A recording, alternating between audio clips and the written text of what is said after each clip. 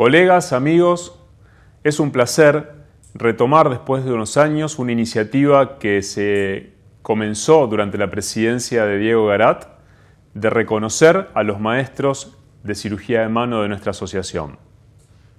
Una escuela de medicina, en este caso una escuela de cirugía de mano, no es una institución, no es un edificio, sino que es el legado que dejan los maestros que la componen.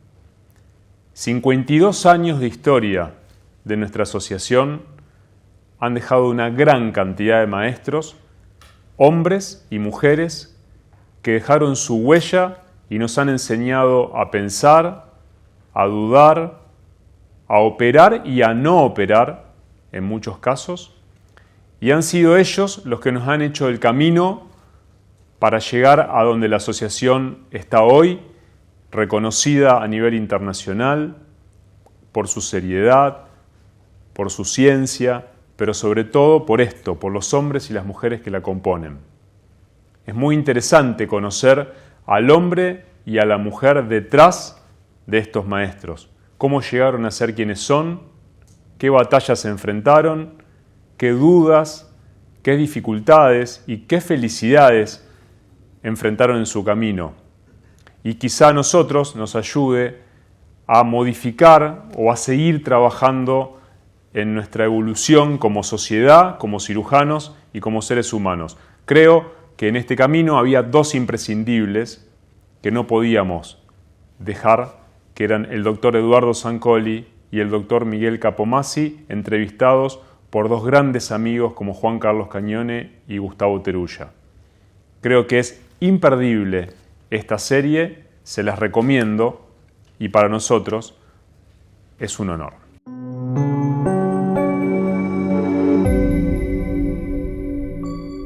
Buenas tardes a todos. Hoy continuamos con el ciclo de entrevistas a maestros y grandes personalidades de la Asociación Argentina de Cirugía de Mano. En esta oportunidad me ha tocado el privilegio de entrevistar a alguien que todos conocemos porque lo hemos escuchado infinidad de veces en cursos, congresos, en el ámbito nacional e internacional, pero que poco conocemos de la persona que está detrás de ese gran cirujano. Nuestro entrevistado del día de la fecha actualmente es jefe del servicio de mano y miembro superior del Instituto Zululitl de Ortopedia y Traumatología. Fue jefe de servicio del Hospital de Emergencias de Rosario y también fue presidente de nuestra asociación. Hoy contamos con la presencia de mi amigo Miguel Capomazzi. Bienvenido, Miguel. Bueno, muchísimas gracias a la ACM y sobre todo en la persona de Guillermo Maujo, su presidente, por este honor absolutamente inmerecido. No me cabe ninguna duda de esto. Pero bueno, vamos a hacer lo que se puede. Desde ya, y hablando en serio, agradezco mucho. Esto para mí es como haber tocado el cielo con las manos, en realidad. Bueno, empecemos entonces con nuestra entrevista, Miguel. Sí, señor. A ver, si a mí un paciente viene, me consulta y me dice, yo me atiendo con el doctor Capomazzi, automáticamente yo pienso Ciudad de Rosario, provincia de Santa Fe. Sin embargo, Miguel, vos no naciste en Rosario, vos no sos oriundo de esa zona. No. Contame un poquito. No, yo soy de un pueblo, una ciudad pequeña del sudeste cordobés, que se llama Leones, cuyo mayor orgullo para todos los leonenses es que es la capital nacional del trigo, nada menos que del trigo en este país. Y bueno, vengo de una familia y de padres muy trabajadores. ¿Qué hacían tus padres? Contame. En mi casa siempre hubo, mientras estuve viviendo en Leones, un almacén de barrio que era atendido absolutamente por mi madre. Mi papá era un empleado metalúrgico y en realidad entre los dos sobrellevaron la situación para que somos dos hermanos mi hermano Víctor Hugo, mayor que yo, pudiéramos desarrollarnos en una carrera que eligiéramos, pero gente humilde, de pueblo, y siempre apuntando a los estudios terciarios, digamos. Bien, Nunca nos conformamos. Exactamente, exactamente. Perfecto. Y contame un poquito, ¿cómo fue que llegaste a Rosario? ¿Qué te llevó a Rosario? Bueno, la anécdota es bastante risueña si empezamos a desandar un poco los últimos años y lo que hice después, porque siempre fui un apasionado del deporte y dentro del deporte del fútbol. Bien. Jugaba en un equipo de la ciudad de Leones, que es ciudad, tiene más de 10.000 habitantes y después un amplio campo de gente que vive en las afueras y también trabaja la tierra en el campo, propiamente dicho. Muy bien. Entonces, a mí me gustó siempre el deporte, cosa que a mi hermano mayor nunca lo atrajo, y dentro del deporte el fútbol. El fútbol era una pasión y es una pasión todavía hoy, aunque ya no lo ejerzo. Y fuimos a Rosario a jugar un campeonato de fútbol que se desarrollaba en la planta transmisora del Canal 3 de Rosario, que junto con el 5 son las dos televisoras de Rosario, y hacían un torneo de fútbol y fuimos a jugar con nuestro equipo. ¿Qué edad tenías del en esa sudeste época? de Córdoba, y habré tenido 16, 17 años. Y al finalizar nuestro partido se acerca una persona que yo no conocía y me dice: ¿vos querés hacer una prueba en Newell's? Debió haber sido uno de esos veedores o captadores, como se dice hoy en día, de los clubes de fútbol, y me dijo: si vos te quedás en Rosario, mañana mismo hacemos la primera prueba en Newell's Old Boys. Vio talento en tu estilo de jugar. Seguramente, y al otro día hicimos una prueba. Por supuesto, hablé a mi casa, con mi gente, con mis amigos, todos sabían, los chicos que integraban el equipo, todos se habían vuelto y yo me había quedado para esto. El director de todas las divisiones inferiores de Newell's Old Boys era Jorge Grifa, un ícono en el fútbol de Rosario y de Argentina. Y bueno, él me dijo: yo necesito que arregles tus cosas y vengas y te quedes a vivir acá y a practicar con nosotros. Quería y así que te fue. incorpores a las inferiores. Exacto, de Newell's. exacto. Me incorporé a la 4ª división. Una vez que arreglé mis cosas en Leones, yo estaba además terminando de cursar,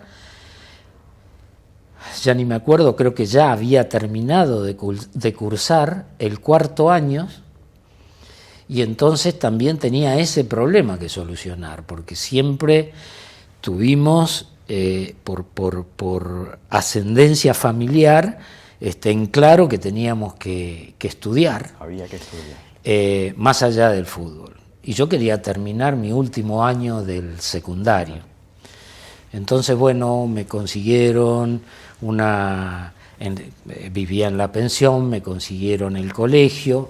Era un colegio nocturno porque practicábamos durante toda la mañana y terminábamos a las 3 de la tarde. Y bueno, entonces había que alimentarse un poco y prepararse e ir al colegio nocturno. ¿Y cómo tomaron tus padres todo esto? ¿Te apoyaron? Mis padres siempre tuvieron. Primero, la autoridad como para decirnos, ustedes tienen que estudiar, lo que nosotros no pudimos hacer. Mi padre era hijo de una pareja italiana, mis abuelos, que se asentaron en la colonia, en el campo del sudeste de Córdoba, muy cerquita de lo que es la ciudad de Leones, y ahí ellos trabajaban todos los hijos con mi abuelo, en el campo de mi abuelo, y a mi padre nunca le gustó demasiado el trabajo de campo, de manera que fue el único de todos los hermanos. Los demás siguen teniendo campo hoy día, muchos de ellos fallecidos, y siguen sus hijos, pero nosotros siempre nos desarrollamos en el pueblo inicialmente y en la ciudad actual. Entonces,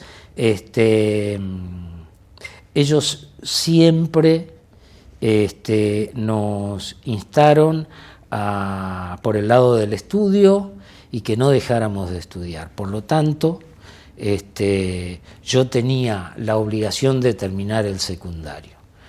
Lo terminé como pude y en realidad estuve muy contento de tener el título secundario porque nunca deseché en el futuro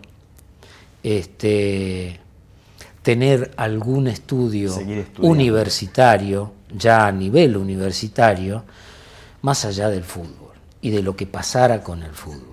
Bien, es la mentalidad del inmigrante que dice, quiero que mi hijo estudie para que progrese. Para que progrese, exactamente. Y nunca, ni a mi hermano ni a mí, se nos cruzó por la cabeza no iniciar algún estudio terciario. El fútbol para mí, en Rosario, fue como vivir un veranito, un par de años y no perder más tiempo para decidir qué iba a hacer definitivamente. Bien. Porque ni bien llegué al club, quería solo jugar al fútbol.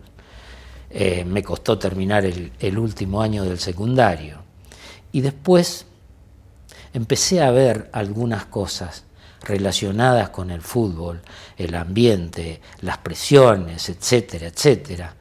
Habíamos avanzado en las divisiones, de las cuartas pasé a jugar en cuarta especial y en la tercera. ¿Ibas subiendo? Iba subiendo. ¿En tu categoría del fútbol? Sí, pero conforme subía en el fútbol, había algo dentro de mí que me hundía en una confusión. No estaba tan seguro de que ese era mi camino. Quizá por el ambiente del fútbol, por la mezquindad del fútbol, en ese entonces, estoy hablando del 74, 75,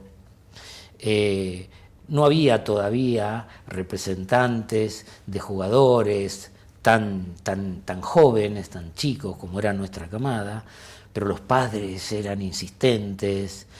Y el ambiente era, no había una camaradería. Yo me gustaba el fútbol como deporte, claro, pero empecé a ver otras cosas dentro del fútbol que me incomodaron. Bien.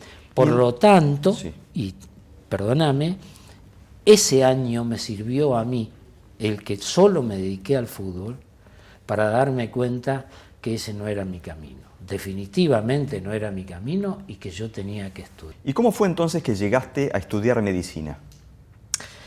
Bueno, siempre me interesó la medicina desde que leía las revistitas de selecciones.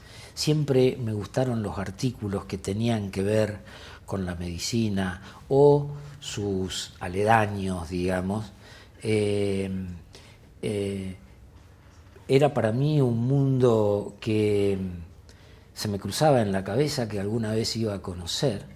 Y entonces, una vez que decidí que mi futuro no iba a ser el fútbol, y ya tenía en mente que mi carrera fuera medicina, mi carrera universitaria en Rosario, le planteé a Jorge Grifa, que era, para mí fue un padre más que un técnico, un director técnico en ese tiempo, y le dije que estaba como vacío, que no estaba entusiasmado, que me costaba ya entrenar.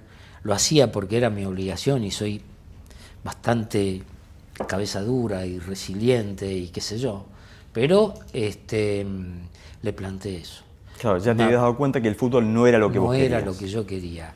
Y fue un golpe para él, porque él me tenía como, desde el primer día que llegué, sabía que era de afuera, que estaba la pensión, a veces uno está bastante solo, y entonces bueno, él me abrió las puertas y me dijo, si eso es lo que elegiste, adelante, me dijo. Así que así fue como entré a la Facultad de Medicina. Estudiaste en Rosario. En Rosario, con 2 amigos. Uno de ellos había ido al colegio secundario hasta que yo estuve al mismo colegio, otro a otro colegio, pero éramos 3 amigos y los 3 elegimos en el mismo año empezar medicina. Bien. Como estudio terciario, digamos. ¿Te costó la carrera? ¿Eras buen alumno?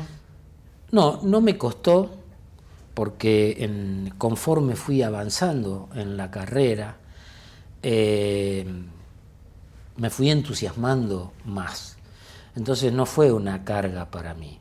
Obvio que vivimos en la misma pensión, en el mismo ámbito, estos 3 compañeros que eran Jorge, Horacio y yo, hicimos la carrera juntos desde el primer día hasta el final.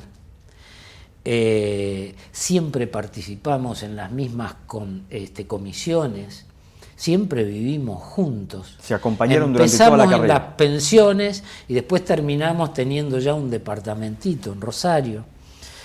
Y 2 de nosotros nos recibimos juntos el mismo día, y ese mismo día el tercero quedó fuera porque no aprobó el examen de la última materia.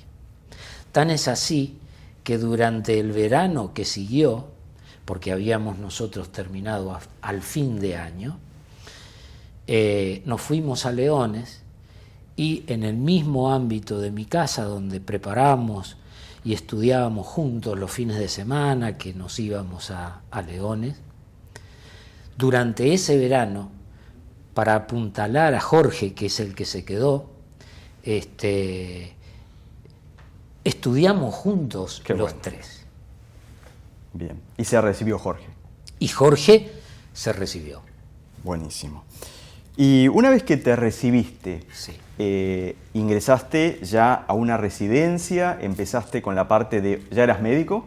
Empezaste con la parte de ortopedia y traumatología. ¿Cómo fue eso? Sí, yo creo que ahí sí hubo una influencia clara de familiaridad con el deporte y también con el lado oscuro del deporte, con el trauma, con el sufrimiento del deportista cuando se lesiona, cuando no puede seguir, y yo creo que eso influyó en una forma dominante en mi elección por traumatología. Claro, necesitabas algo que una la medicina con el deporte. Con el deporte. Exactamente, y ahí fuiste por la traumatología. Claro, y desgraciadamente el deporte, que es lo más lindo que hay, sea cual fuere el deporte, desgraciadamente el trauma y el deportista conviven permanentemente. Entonces, tenés razón cuando decís que fue como una buscabas tendencia algo en común. A aunar 2 mundos, ¿no? Excelente.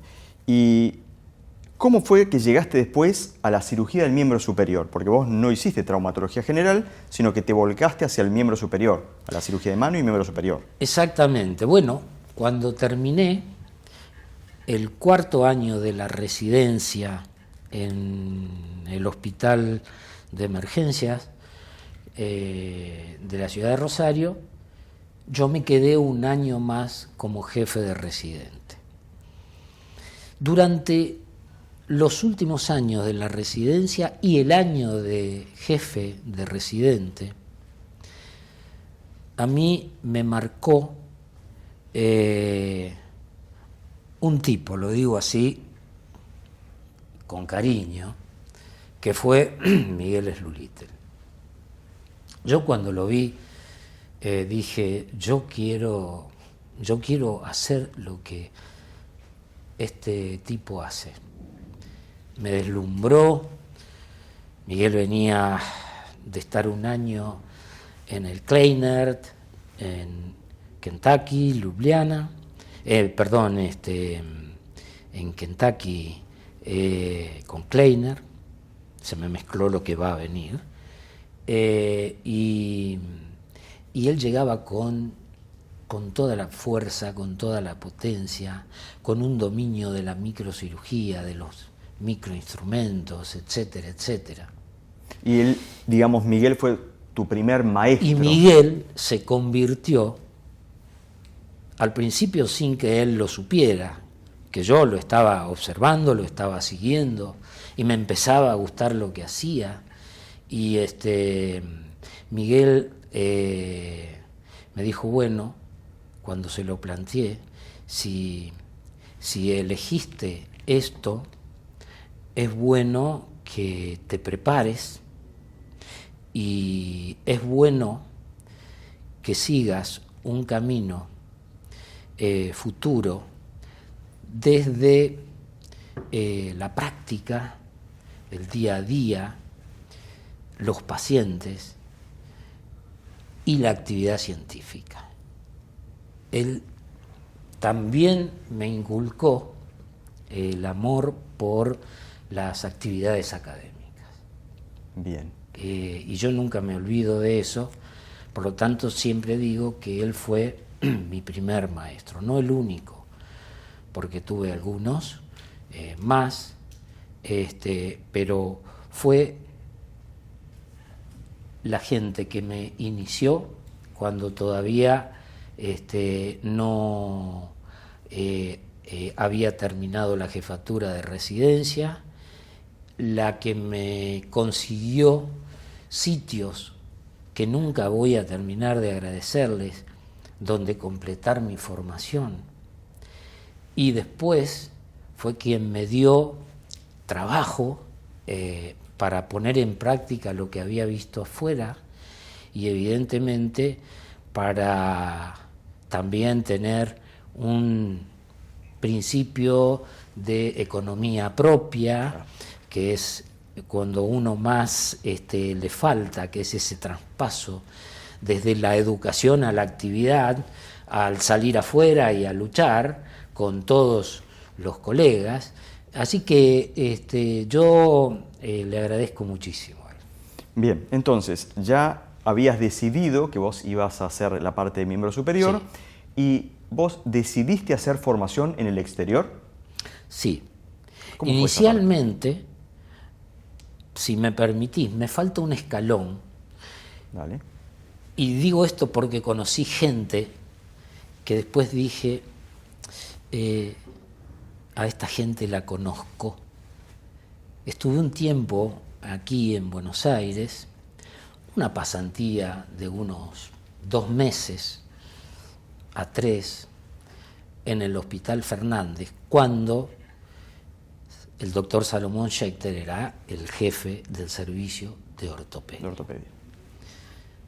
Evidentemente me deslumbró como cirujano, y no estoy inventando nada diciendo que Schechter era el cirujano y el hombre AO, y todo lo que nos interesaba ver lo hacía con una maestría impresionante. Pero agradezco ese paso de meses, porque yo ya pensaba en la cirugía de la mano, y ahí conocí a 2 personas, digo a 3, 2 porque eran integrantes y dirigían el servicio de cirugía del miembro superior y de la mano en el de ortopedia de Schechter. Y también esos dos hombres, Santiago Fassini y Enrique Penner, me dijeron, va a venir alguien que está en España, que es una mujer que le interesa cirugía de la mano y vamos a ver si la podemos acoplar. Era Adriana Pemov. Mira. Una amiga después de toda la vida, con la cual compartimos comisiones directivas de la ACM y mucho más.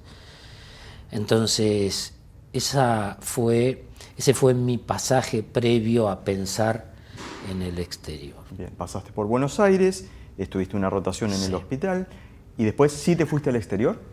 Sí. ¿Cómo fue eso? Sí. Bueno, Miguel, durante su estadía en el Kleiner, en Kentucky, había conocido a un cirujano y microcirujano que lo deslumbró por su capacidad, por su destreza, por su rapidez, por su capacidad inventiva. Ese cirujano se llamaba Marco Godina. Entonces, cuando él volvió a Rosario, me habló tanto de él y de la amistad que habían forjado, porque Miguel estuvo un año haciendo el año en el Kleiner, y Marco Godina estuvo ese mismo año. Y a pesar de que los americanos querían quedárselo, porque vieron de quién se trataba y que era un personaje, cosa que, por lo que me contaba Miguel, la historia, Marco nunca aceptó. Él volvió a Ljubljana, a la ex Yugoslavia. Entonces, Miguel me dijo, a mí me gustaría que vayas ahí. Miguel había adquirido cierta destreza para la microcirugía y ya lo venía haciendo, los colgajos libres, los reimplantes, pero eso se hacía en el hospital, pero también en la práctica privada del antiguo Sanatorio La Prida, de los Slulitel, porque no se trata solo de Miguel, sino de una familia que se dedicó a la ortopedia. Isidoro y Jaime fueron los progenitores de Slulitel Miguel, del lado de Jaime, y Slulitel Jorge, del lado de Isidoro. Entonces, yo sabía también y quería entrenarme en eso para ayudarlo en la micro y en la cirugía reconstructiva, más allá de la traumatología y las lesiones óseas del miembro superior. Entonces me animé, y acá viene una parte que involucro a mi familia toda, porque yo ya estaba casado con Evangelina y Luciano, nuestro primer hijo, tenía 2 meses cuando a mí me llegó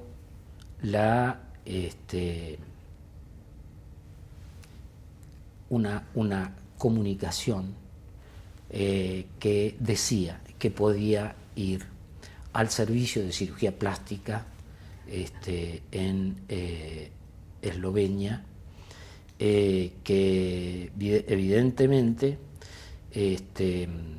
todavía eso formaba parte de la antigua República Yugoslava, junto con Croacia, Serbia, Voivodina, Eslovenia.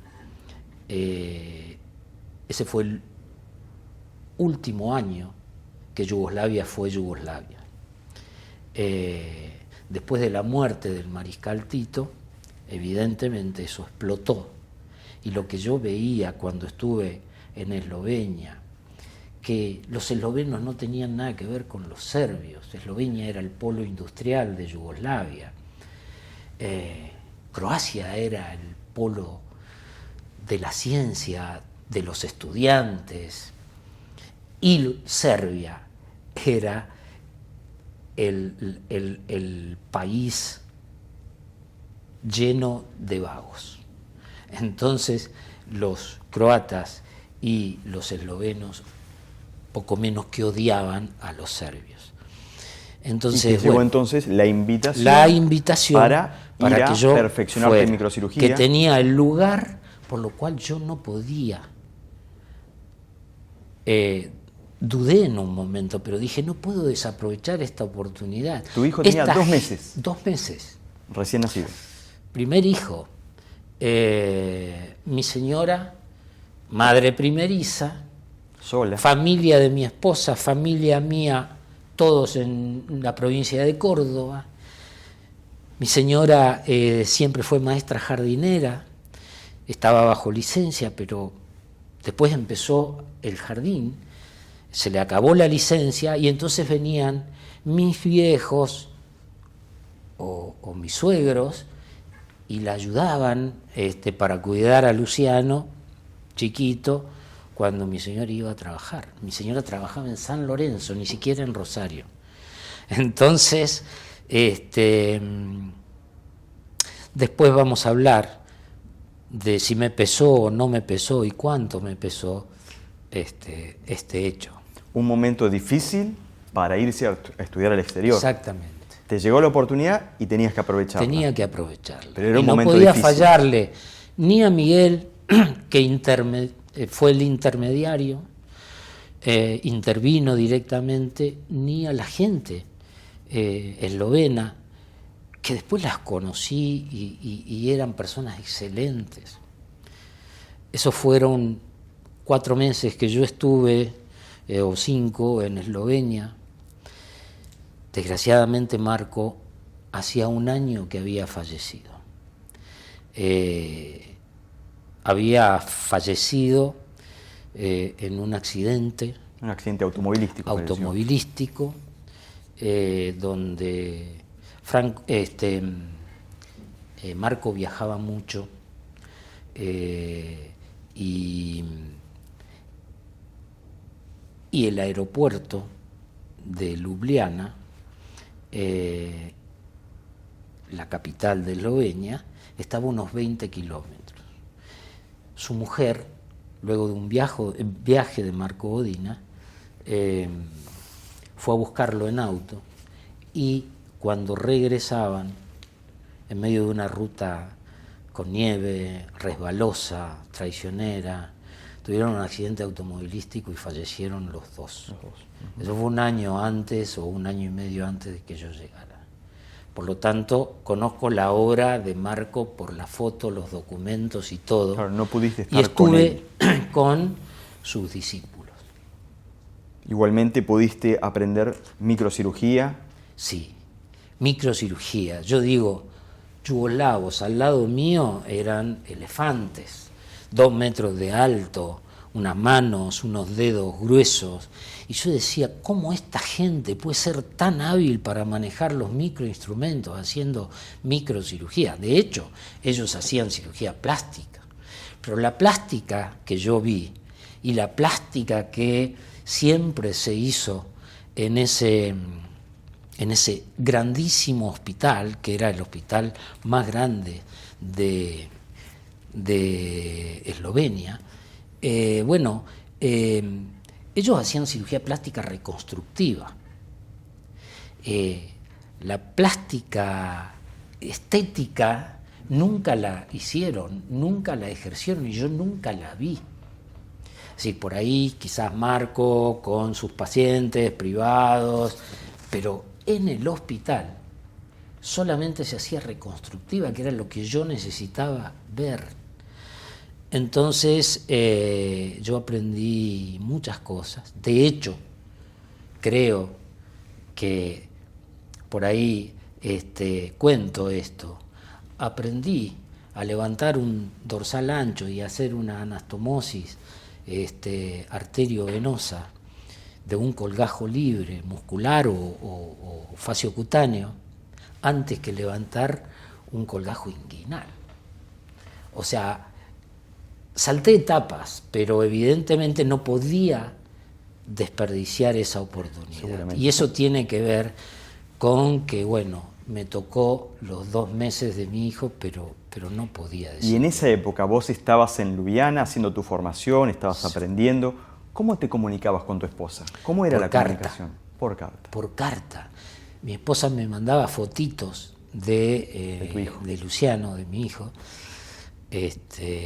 para que yo vea cómo iba creciendo, cómo iba evolucionando, y la verdad que así nos comunicábamos. Y agradezco muchísimo la hospitalidad de la gente que me dio su casa. Eran los padres de un residente de cirugía plástica, así que la pasé muy bien ahí, en un país que no conocía, en un clima que no conocía, porque fui en pleno verano nuestro y en pleno invierno de ellos.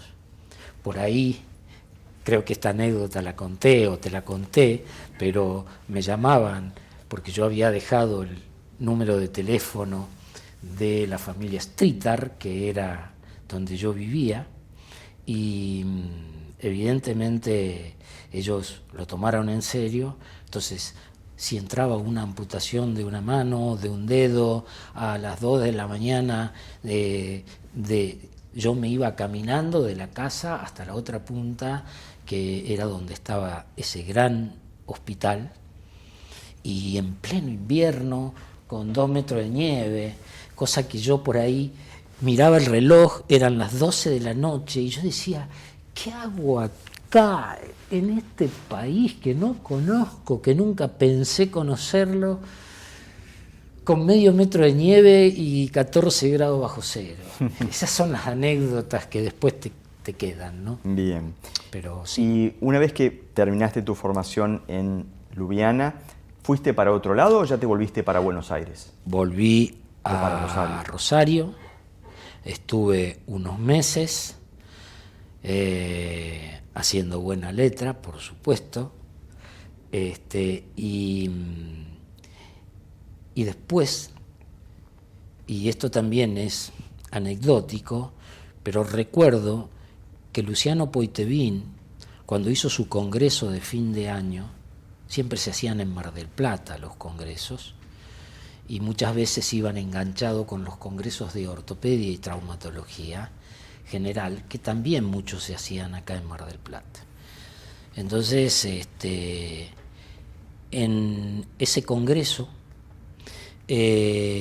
yo estuve, vinimos con Miguel, como anécdota paralela, ese fue el día después que llegamos a ese congreso. Llegamos un viernes, creo que el congreso empezaba un sábado o una cosa así. A la primera noche que estábamos en Mar del Plata, para el otro día asistir al congreso, a Miguel lo llaman por teléfono, desesperados de Rosario, que el señor Scioli se había amputado su brazo corriendo motonáutica en el Paraná, y habían llevado el brazo al sanatorio La Prida, que era donde más trabajaban con ese tipo de accidentes, y donde estaba Miguel, pero Miguel estaba en Mar del Plata. Así que bueno, por suerte nunca se encontró el miembro, porque obviamente tampoco hubiera sido reimplantable, pero bueno, Miguel se tuvo que ir un poco a poner la cara, entre comillas, porque todo el mundo buscaba a Miguel Slulitel, que era el jefe de cirugía de mano y todo eso. Entonces ahí conocí, en ese congreso, a Carlos Irizarry, y conocí a otros españoles que son tan amigos y que nos vemos frecuentemente, como con Carlos Irizarry. Carlos Irizarry ya está trabajando menos, ya está bajando un poco su su práctica, inquieta práctica, fue siempre así, rápido y haciendo mil cosas. Y él me invitó, porque a mí me acerqué a él, a que vaya a Madrid, y después de estar unos meses en Rosario, me fui a Madrid otros 3 a 4 meses. 3, 4 meses. Sí. Tu hijo En el hospital, era chiquitito todavía. Sí, era chico. Pero me fui unos meses después y recuerdo que el jefe del servicio de ese hospital, que era un hospital monoclínico, era un hospital de traumatología, cuyo jefe era el doctor Palacios Carabajal, y Carlos Izarri era el jefe del servicio de mano y microcirugía. Y ahí también estuviste especializándote, formándote en la parte de microcirugía. Sí, sobre todo en la parte de trauma y de micro y todo esto. Bien. Vamos a hablar 2 palabras de tu familia. ¿Cómo está formada tu familia? Contame un poco. Mi familia está formada por Evangelina, mi esposa. Monumento se merece tu esposa. Porque... Sí, un monumento. Luciano, nuestro primer hijo, y Sofía, nuestra hija menor. Están todos ya en la década de los 30, ellos. Y bueno, conformamos una familia muy linda mientras estuvimos juntos.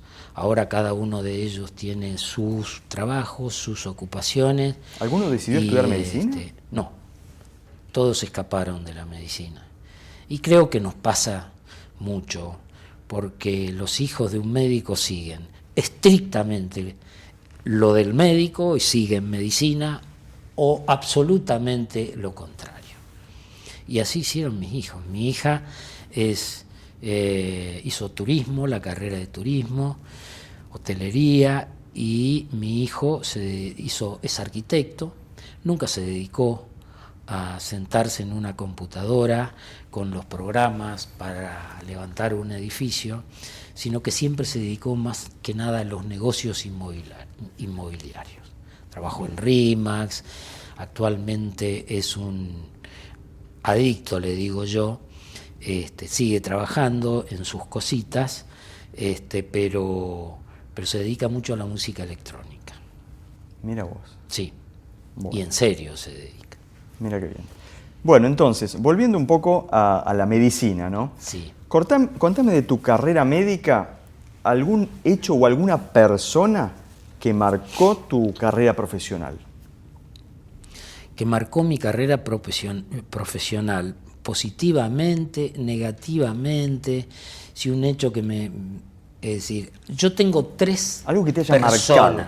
3 personas que me marcaron y marcaron mi camino. Uno, el ya mencionado Miguel Slulittel. Por él yo hice traumato e hice cirugía de mano, y después me gustó la micro, etc. El segundo que me deslumbró, porque lo vi operar y porque era un cirujano exquisito, aunque no hacía cirugía de mano, fue Salomón Schechter en el Hospital Fernández. Tremendo cirujano. Y otro, al cual creo que vi operar una sola vez, y no recuerdo si fue en vivo o hacerle algunas maniobras quirúrgicas en un preparado, en un curso o lo que sea, al gran maestro, a Eduardo Zancoli, padre, que en realidad era tan exquisito, tan anatómico, pero ahí yo hago una diferencia con los 2 anteriores. Los 2 anteriores, como nosotros mismos, por mucho que nos empeñamos a hacer las cosas bien, a seguir estudiando, a seguir trabajando, evidentemente somos ejecutores, copiamos técnicas y tratamos de afianzarnos en nuestro trabajo técnico. Esa es la categoría que yo y la inmensa mayoría de nosotros ocupa. Aún hablando de gente que ha descollado en la cirugía de la mano. Y otra es la categoría de los creadores. Si hablamos de la categoría de los creadores, hablamos del gran maestro de la cirugía de la mano argentina, Eduardo Zancoli, padre, que respetado obviamente en el mundo entero. Entonces nosotros podemos ser buenos cirujanos, pero no salimos de ahí, de desarrollar una técnica. Los creadores están más arriba y eso es para pocos. Notable. Te hago una pregunta, Miguel. Nosotros que amamos la cirugía de mano, también vivimos momentos difíciles en nuestra carrera y esos son los fracasos. Son momentos en que el cirujano de mano se ve golpeado. O decís, me fue mal en este caso. Contame algún caso que no te haya ido bien, que te fue mal, y cómo lo supiste sobrellevarlo, porque esto es difícil para el cirujano de mano. Sí. Bueno, eso fue, si puedo elegir un caso y un fracaso que me marcó mucho, porque estuve mal los días siguientes, fue el de un chico que enviaron en una avioneta desde Santiago del Estero, un campo, un trabajador rural, con una amputación del tercio proximal y tercio medio del brazo. Nosotros estábamos en el Sanatorio de la Mujer, nuestros ex socios, y cuando llegó el paciente, bueno, lo primero que nosotros hicimos, como cuando siempre nos enviaban un paciente de algunos kilómetros, tratábamos de que rápidamente cuando llegara ese paciente fuera perfundido en el segmento amputado, limpiando el sistema venoso y arterial para que luego de reimplantado y de soltado los clamps vasculares no haya detritus propios del metabolismo anaeróbico que pueden en ese momento, cuando uno suelta los clamps de una anastomosis venosa y arterial, si eso no está ya previamente entendido, el paciente puede morir en la cirugía por un shock renal, puede morir por una alteración inmediata de su medio interno, sí, propio etcétera, de la isquemia. Propio de la isquemia y de los detritus que se generan en el segmento amputado una vez que pasa todo eso a la circulación general. Nosotros habíamos hablado, hicimos todo como corresponde, perfundimos, lavamos bien, pero no solamente el lavado que uno hace en el prequirúrgico del muñón, sino y del segmento amputado, sino habíamos perfundido mucho con Ringer lactato y algunas soluciones. Entonces hicimos la cirugía. Digo que la cirugía, cuanto más proximal es, y este caso era un tercio proximal, que nos permitía hacer una simple estabilización del sitio en la amputación, una estabilización ósea con una simple placa, cosa que es rápida. Y bueno, ese reimplante revascularizó el miembro y el paciente anduvo bien por 24 horas, 72 horas y después empezó con problemas en el medio interno, con un impacto en el general del organismo, con déficit en los diferentes aparatos. Por lo tanto, por supuesto estaba en terapia, nos dijeron, che, vengan a ver esto porque clínicamente el paciente está yendo para abajo, está muy comprometido. Hicimos todo de nuevo, entramos, limpiamos, lavamos, parecía que la cosa iba a arrancar y el paciente durante otras 24 horas postoperatoria, post-segunda operación, estuvo relativamente bien clínicamente en terapia y después al día siguiente tuvimos que amputarle el segmento, quedarnos con la bronca que da eso, con la pena, con el desencanto que a uno le produce después de haber trabajado y bien, pero estas cosas pasan y uno tiene que saber, y lo hice porque estaba Miguel, sino capaz que con la poca experiencia que yo todavía tenía, capaz que intentaba una vez más y perdía al paciente. Entonces, ahí me di cuenta de eso. Nos costó mucho hablar con la familia y después seguimos comunicados y con una amistad inclusive. Él se reintegró a sus tareas como pudo, sin su brazo derecho, y eso me impactó negativamente porque me dio mucha bronca, porque habíamos hecho las cosas bien y no entendíamos qué pasó. En segundo lugar,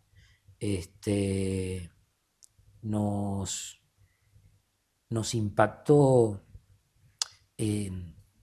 también anímicamente porque el chico había arrancado bien y poco a poco vimos que la cosa empezaba a complicarse.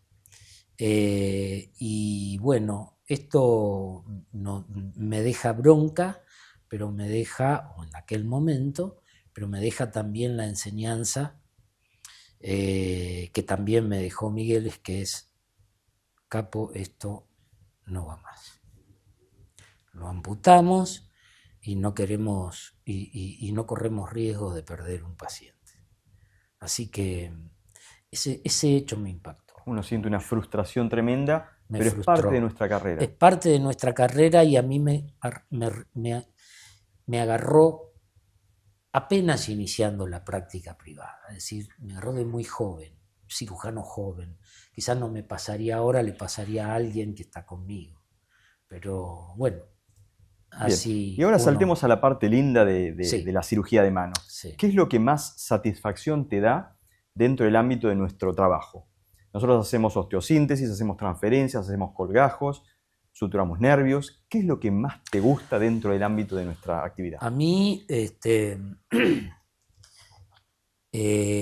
lo que más me gusta y lo que más me atrajo siempre por los sitios en donde estuve preparándome para el ejercicio de la cirugía de la mano, evidentemente es más la parte de trauma, sea trauma de partes blandas, sea trauma óseo, sea trauma complejo, y la parte reconstructiva de los miembros, que es un terreno intermedio entre la plástica reconstructiva y la cirugía de la mano, porque yo en nuestro hospital y en nuestros servicios y en Rosario mismo, a uno le cuesta encontrar cirujanos plásticos dedicados a la reconstructiva. Ninguno sabe hacer un colgajo libre, ninguno está dispuesto a hacerlo, porque renta más otra rama de la cirugía plástica. Evidentemente es más ligera, es por supuesto que hay que prepararse para hacer una buena plástica también, pero uno no se tiene que levantar a las 4 de la mañana porque te llama la enfermera que le ve una mano más blanca, que no está bien vascularizada y te tenés que ir. Es decir, los plásticos eligen la cirugía plástica estética más que reconstructiva. Más que reconstructiva. Bien. Hablemos un poquito de la Sociedad de Mano. Sí. ¿Cómo fue que vos te acercaste a la Sociedad de Mano? Contame quién te llamó, cómo llegaste. Yo llegué, como mucho de lo que he contado, de la mano de Miguel. Miguel todavía no había sido presidente de la asociación, pero bueno, él ya estaba integrado a la asociación, tiene unos años más que yo, por lo tanto, él fue quien me acercó a la asociación y a que me involucre en el terreno de la carrera científica, en el terreno más allá de la práctica de la docencia, en el terreno académico. Entonces fue muy fácil para mí porque él me presentó ante los popes, ante la gente que yo miraba, repito, Fassini, el profe Zancoli, todos los que integraban en ese momento de la asociación, y rápidamente me soltó la mano. Y yo creo que ahí está la clave y está lo que yo nunca voy a dejar de agradecerle a Miguel, que haya sido primero, mi gestor, primero haya sido mi maestro, mi mentor, pero después que me haya dejado ser como yo Te dejó volar. quería, como yo quería, me dejó volar, me dejó ser. Te dio libertad para que vos sigas tu camino. Entonces el camino para mí fue muy rápido. Enseguida me adapté a las presentaciones que nunca me costaron, primero con trabajos libres, después con pararme delante de Fassini, que no me lo saco más en su congreso en Mar del Plata, Santiago Fassini me felicitó por un trabajo que presenté y me fui enganchando cada vez más con eso.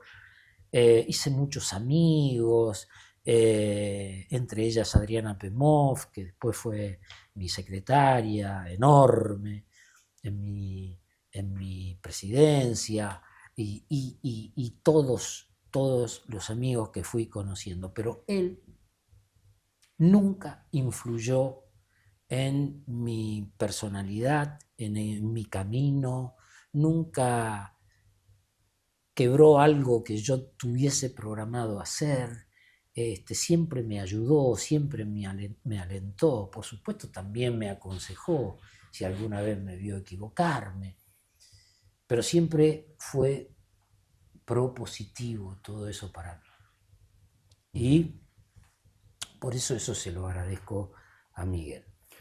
Llegaste a la presidencia en el año 2007. Sí. ¿Sí? ¿Te costó la presidencia? ¿Fue algo que disfrutaste? ¿Cómo lo viviste? Lo disfruté mucho.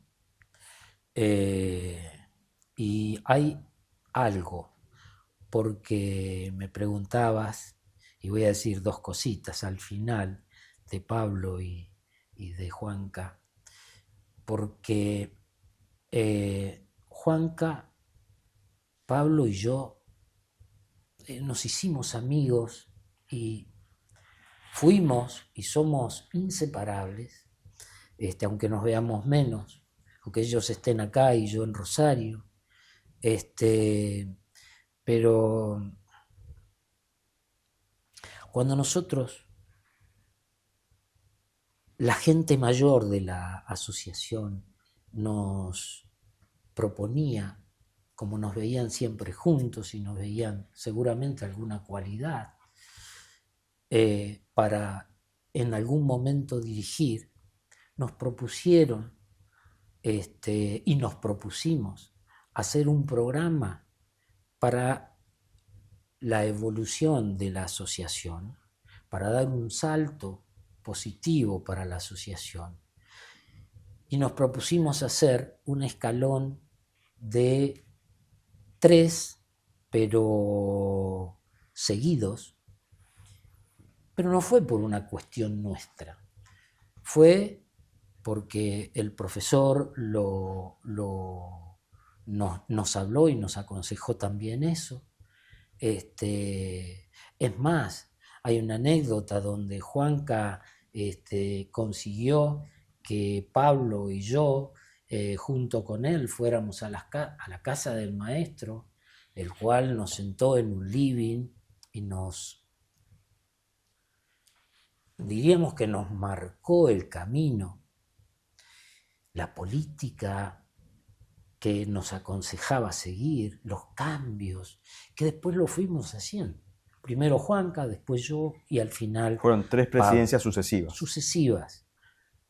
Y ahí creo que la sociedad, y esto no lo digo porque hayamos sido nosotros, a nosotros nos ayudaron mucho, pero en esos 3 años y los que vinieron después, la sociedad cambió para bien y cambió mucho. Se abrió más a toda la República Argentina, le dio más cabida a la gente, se iniciaron las gestiones para la actividad académica, para la carrera. 1.000.000 de cosas pudimos hacer gracias a que nos juntamos y gracias a que fuimos bien aconsejados y gracias también a que después nos siguieron, porque creo que después siguió Adriana y todos con el mismo norte. El mismo Entonces rumbo, eso nos cambió a nosotros la vida y además nos unió más allá de la ACM. Entonces yo digo siempre que Pablo y Juanca son hermanos de la vida. Muy bien. Y para finalizar, Miguel, ya lo que te pediría es un mensaje desde el maestro, la experiencia, toda una carrera exitosa, un mensaje para la gente joven que hoy en día está empezando esta carrera tan linda que nosotros desempeñamos, que es la cirugía de mano. Sí. Un mensaje para ellos. Mi último mensaje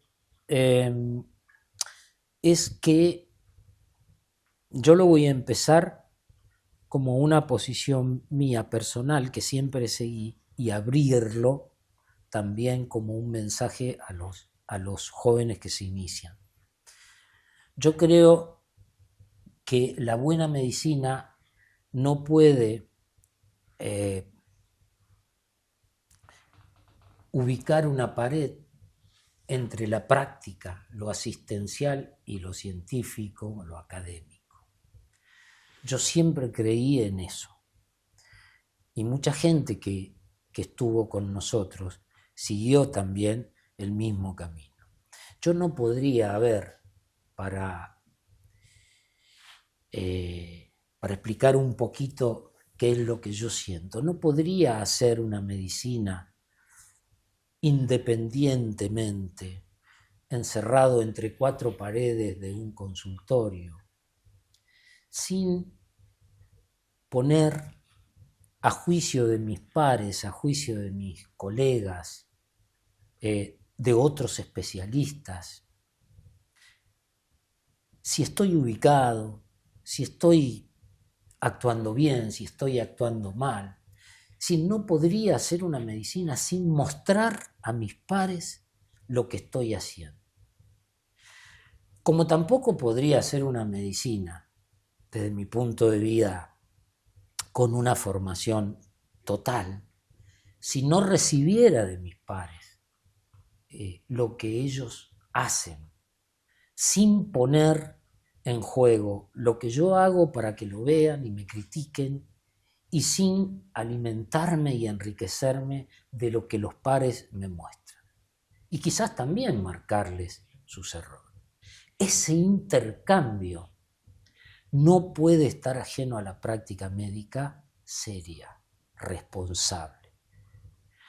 A veces, y hago esta salvedad, uno puede decir, sí, pero ustedes hablan desde una posición porque tuvieron la posibilidad. Sí, tuvimos la posibilidad, tuvimos un mentor, tuvimos la gente que encontramos en el medio que nos empujó, tuvimos los profesores que nos formaron. Pero eso significa que recibimos una ayuda, un consejo y lo asimilamos.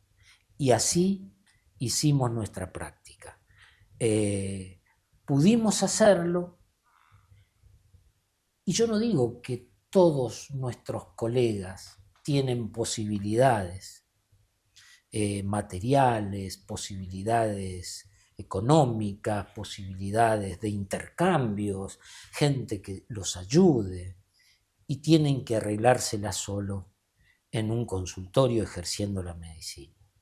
Si yo no critico eso, pero sí digo que la inmensa mayoría de la gente que se propone avanzar de mano de la ciencia, de lo académico, junto con lo prestacional, junto con lo instrumental, lo que uno hace, evidentemente es lo que conforma un especialista completo, un especialista que tarde o temprano se va a sentir agradecido por sus pacientes.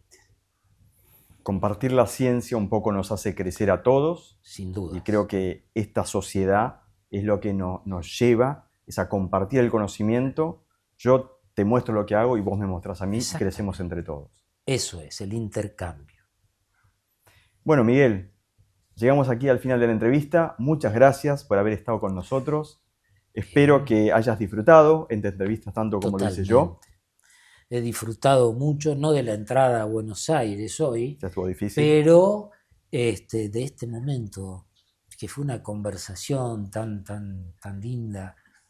Así que, de paso, dejo mis saludos para los que nos antecedieron, Juanca y Eduardo, grandes amigos. Y agradezco a la asociación, vuelvo a decir, que me haya honrado con algo que no sé si merecía. Te lo mereces completamente. Bueno, muchas gracias a todos los que estuvieron siguiéndonos en esta entrevista. La hemos disfrutado mucho, espero que la hayan disfrutado ustedes también. Y los invitamos a seguir participando en nuestras actividades de la Sociedad de Mano. Muchas gracias. Gracias.